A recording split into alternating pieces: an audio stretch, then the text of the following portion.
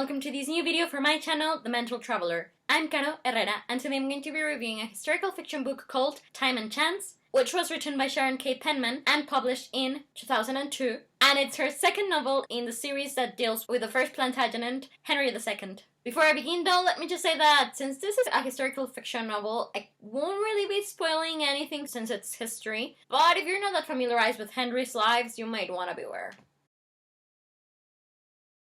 In Time and Chance, we follow the characters we met in When Christ and His Saints Slept. We see the evolution of Henry II's marriage to Eleanor of Aquitaine, their increasing family, Henry's attempts to keep his vast dominions from rising up against him, and we follow very closely his friendship with Thomas Becket, a friendship that turned sour when Henry named his friend as Archbishop of Canterbury, losing his loyalty to God and to the Church.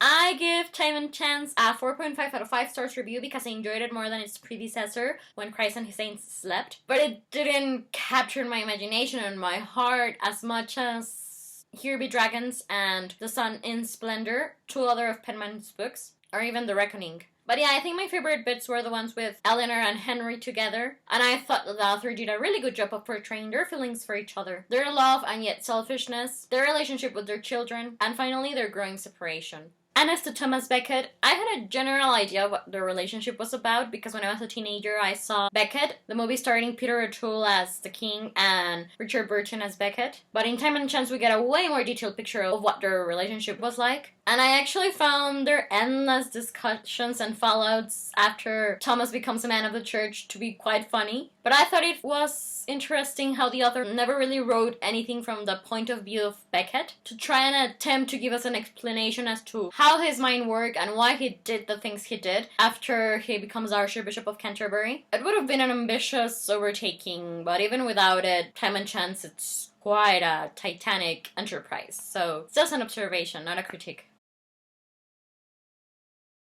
A few years ago, I read my first Sharon Kay Penman novel, The Sun in Splendor, and I totally fell in love with it. It's one of my favorite books ever. But despite the fact that I'm a history lover, a royalist, an Anglophile, and thus I love the British royal family, up until a while ago I didn't really know that much about the kings who ruled England during the Middle Ages. So that's why I hadn't read anything else by Penman up until the summer of 2019. But then someone recommended me to try her Welsh Princess trilogy, and I did, and it just blew me away because it was so good, particularly the first one, Here Be Dragons. And so then I had to try this series, which is actually a sort of prequel to the Welsh Princess trilogy, and of course to The Sun in Splendor. Besides, since I didn't really know that much about who Henry II and Eleanor of Aquitaine were, I thought it was gonna be a pretty cool history lesson to get to know them through this book. Years ago, I had watched The Lion in Winter, so that's as much as I knew about these two important historical figures. But Sharon Kay Penman has changed that. But yeah, for the moment I believe that this is all I have to say about Time and Chance. Thank you so much for watching my review of it. Please let me know if you enjoyed it or not, as well as what are your own thoughts on this novel, because I would love to talk about it with you. In the description box below you can find a link to the Goodreads page for the book, as well as a link to my review for its predecessor, When Christ and His Saints Slept. And next week I'm going to be posting the link to the final novel in this trilogy, Devil's Brood.